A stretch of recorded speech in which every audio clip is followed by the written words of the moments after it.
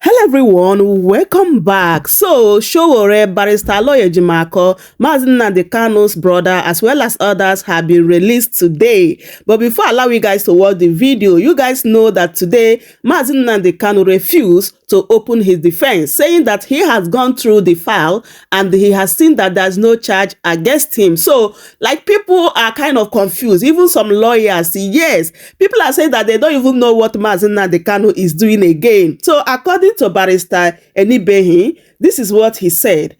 Nnamdi Kanu's legal strategy is confusing at this point.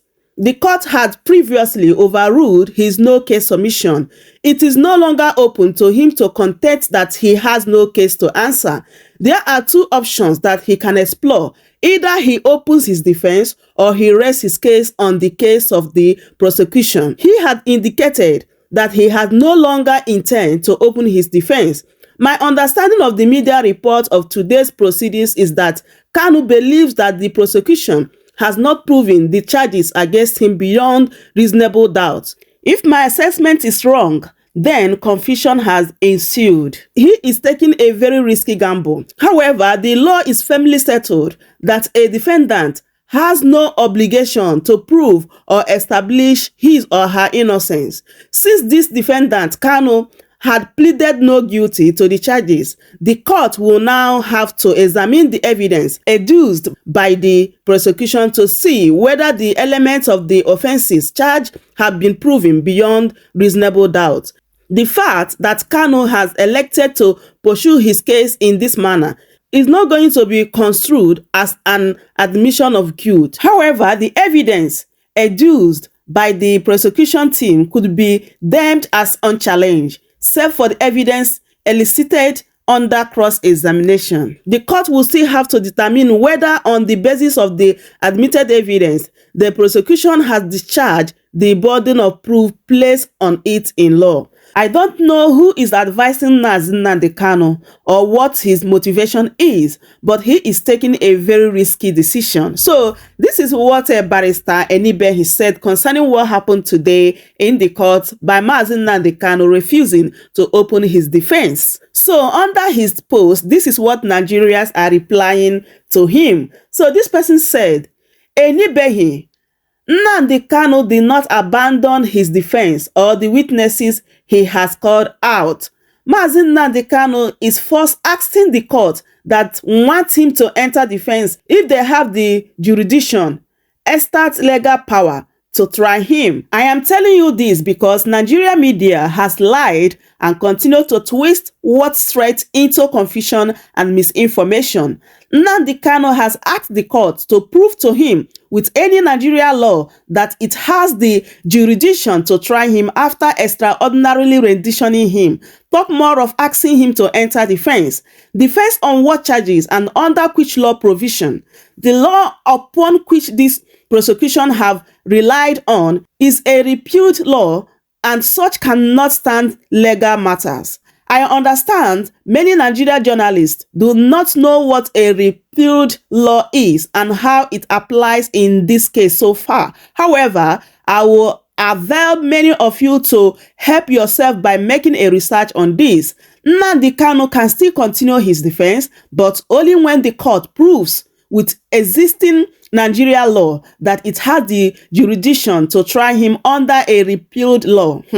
That is the work and assignment Mazi Nnamdi Kanu has given to Omotoshe this 1 week period. He must prove his court has the backing of the constitution or any law in Nigeria to try a man who was extraordinarily renditioned to Nigeria. Until then, Omotoshe has the legal obligation to declare the release or bail of Mazi Nnamdi Kanu as well as quash the case. So, if you like, allow yourself to be deceived by Nigerian media controlled by news agency in Nigeria. Nnamdi Kanu didn't abandon his defense. The right thing must be done first. We must continue regardless.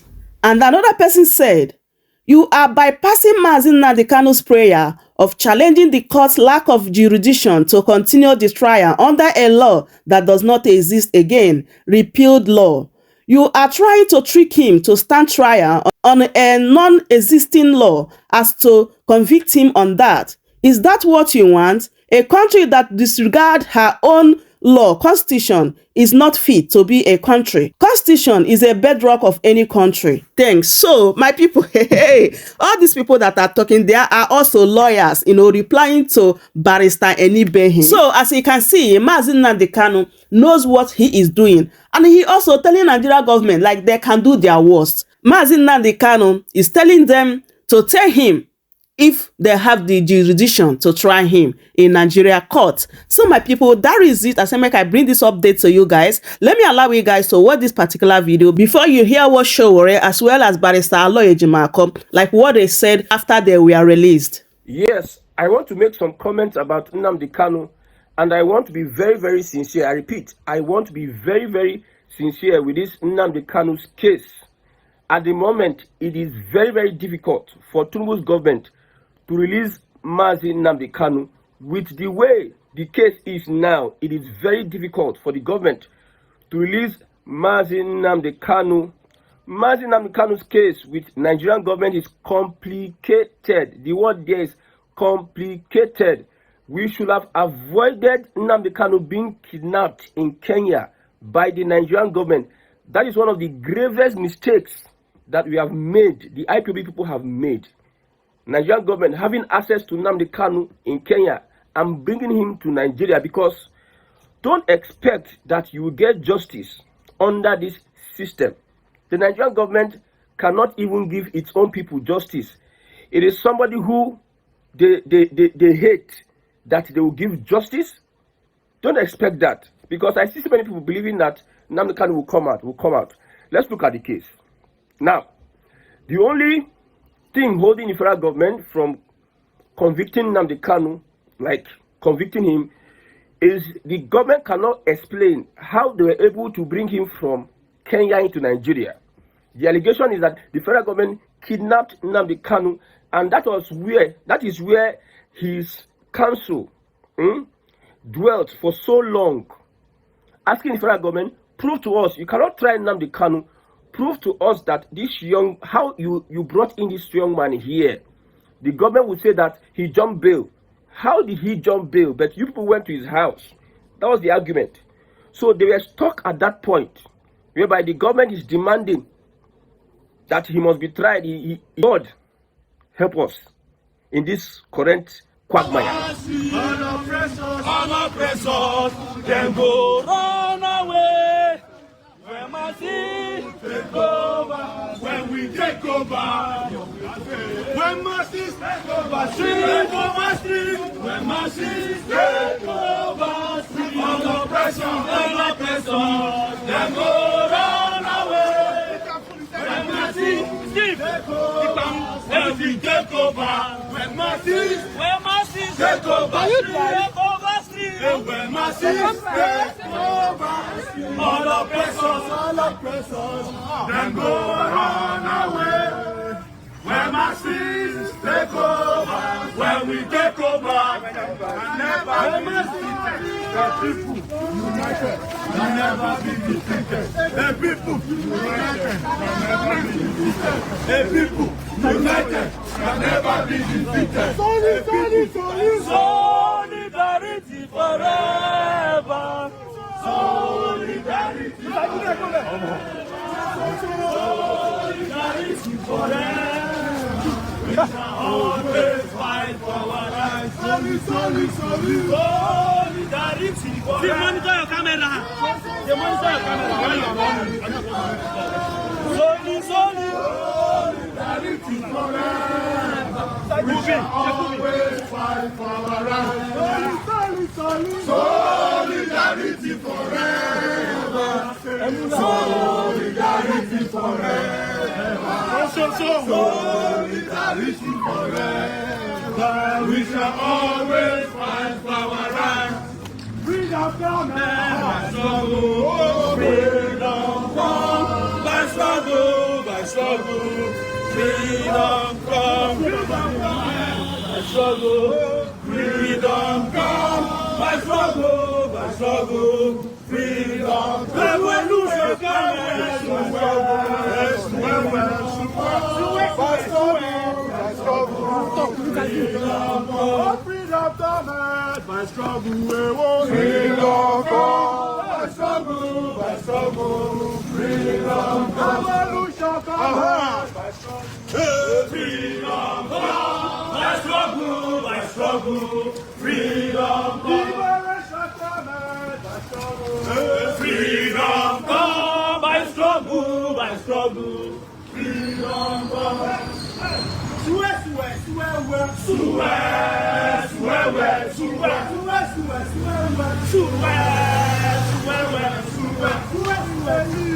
Sowore is the leader.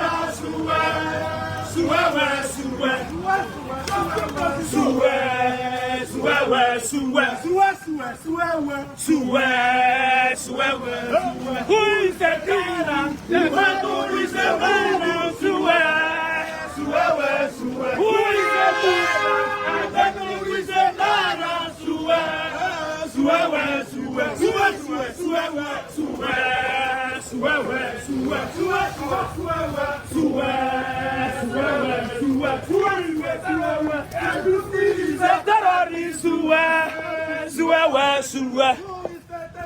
APC is the terrorist.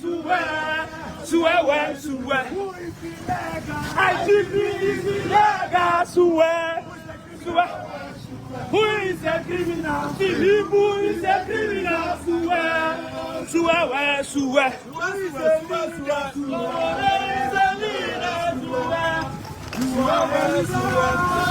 You are a leader.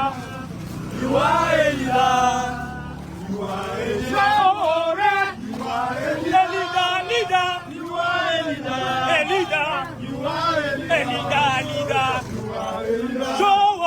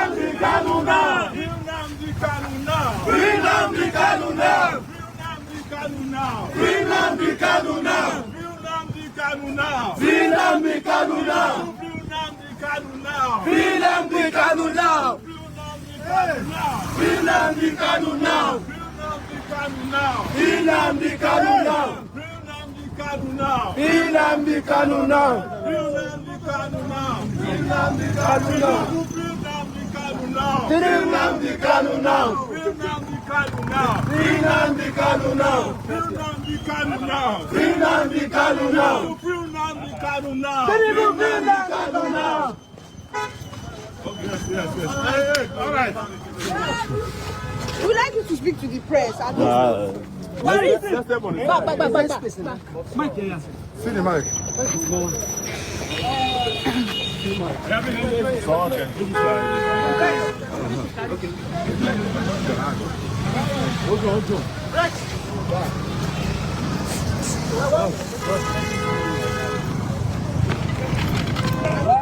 How far are this? Over. Yeah. Easy. You guys don't push.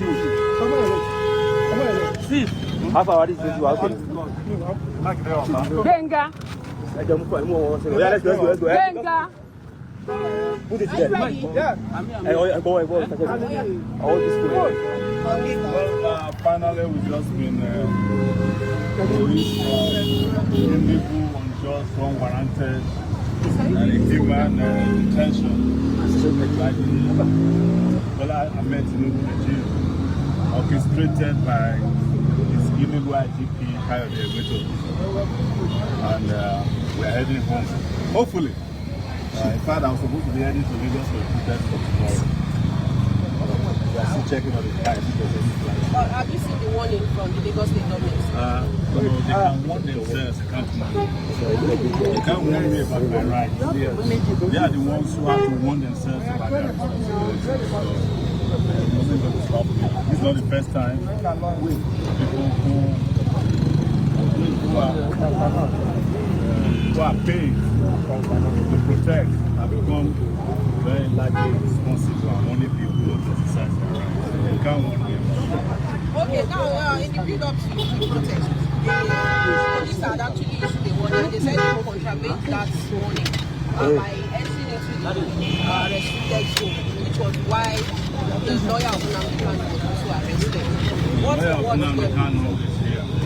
But before he speaks, I'm not a lawyer. What I know is that if a court gives an order and there's a contravention of that order, you go back to the same court to complain to the judge. It's not the job of police to take it upon itself to be enforcing court orders that they had interest in. But even if they don't have interest in it, there was a court order issued by a judge saying don't go to certain areas. If you want to review the order, you go back to the court. If you want to complain that the orders were violated, you go back to the court. So the police, being an irresponsible organization in Nigeria, took laws into its hand. And I can guarantee you that those court orders were never served on us. If you look at the schedule 3 of the court order, it says serve them by Friday. No court order was served on us. But assuming it was served on us, even our courts understand that there are certain areas of boundaries we cannot cross when it comes to fundamental human. Okay, it's been alleged that the reason why you spent a long time in detention was because you called the Egbeto for a useless item. No, it's not useless. Okay, so what's your word to in terms of the justice system, seeing what played out when you were beaten and manhandled in the court? It's not the first time. You must have seen a plethora of police attacks. Some of the police who attacked me had to fight for their retirement benefit. I also tell the police that are doing it now that they will soon meet their Waterloo. There's no question about that. But most importantly, our goal is to fix the country. We can't be going after small issues, including individuals. The country we want to fix, that's what is on our plate, not this individual police. I cannot be banding words, for instance, with the police PRO, who I know doesn't know his left from his right. I can't be banding words with the IGP, who I know is no longer in the police force. And you cannot be IGP if you are not in the police force. And they understand it, that's why they lose their mind. So I have been through about 7 presidents in my lifetime since probably more now, since 1992. Several police IGPs. Some of them have had to help in the course of. Some of them I had to assist where they were even still serving. Yes. So these are not issues that bothers me a lot. Anybody who is doing what they do knows that your second vacation home is prison. The service chiefs, I need you to comment on that. The service chiefs, let me tell you, I was the first to complain about that one because he wanted to fence Nigeria. Musa, that one doesn't know his words. He's still even better than Egbeto. Egbeto should have been fired if Tinubu were to be serious. But I'm not an advisor to the president, and I particularly don't care what Tinubu does with his illegitimate regime, honestly. So, Barrister Alan, please, we would like you to share your experience, considering the fact that you're actually living in denial on the day you were arrested. And what has this experience actually taught you? Well, this experience is traumatic, speaking honestly, it's traumatic for me. It's traumatic for my colleagues, everybody. If you say it isn't. Traumatic in the sense of the manner of the arrest. It was very brutal. People who were cooperating to the police were being shoved around, being beaten up. Some of them sustained injuries. Tear gas canisters were deployed directly at most of us. 2 had impact on me. In fact, if we didn't have strong lungs, some of us would have given up the ghost on the spot. I don't think that type of brutality has a place in a well-ordered modern society. This is the type of thing that we need to do away with in Nigeria.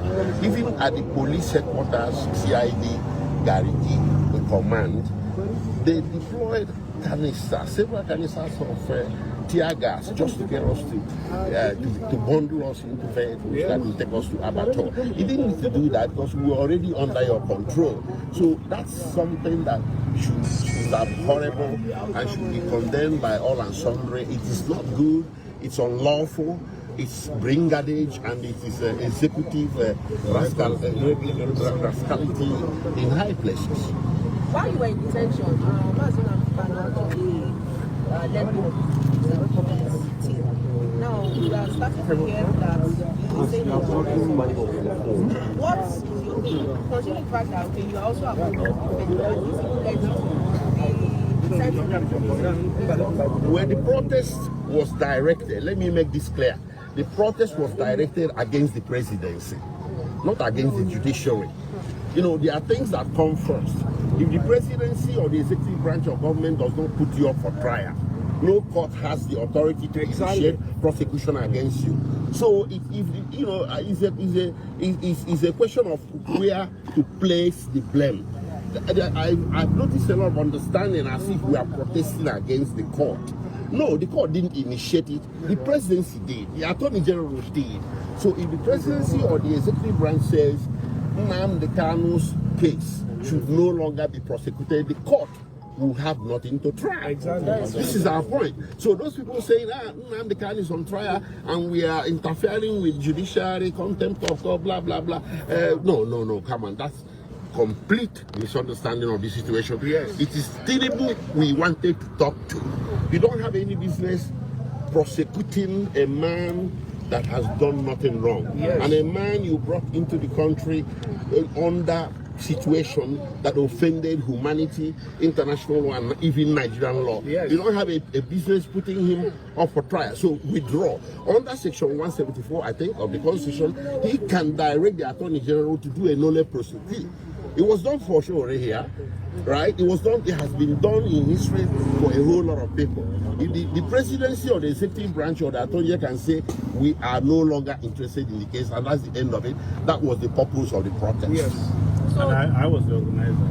He initiated it. Yes. okay, by Kingdom. Yeah, welcome. In all of this drama that played out about 5 days back, what's your own stance? Well, my own arrest is so traumatic. My own is a situation where the IG himself has become the chief terrorist of the Federation. And you know they say corruption.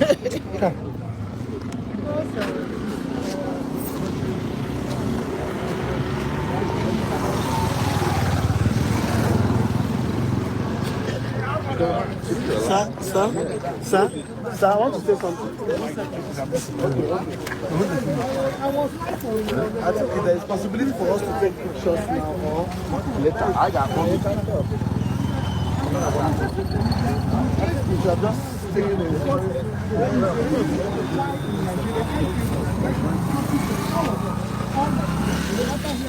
only this better one go.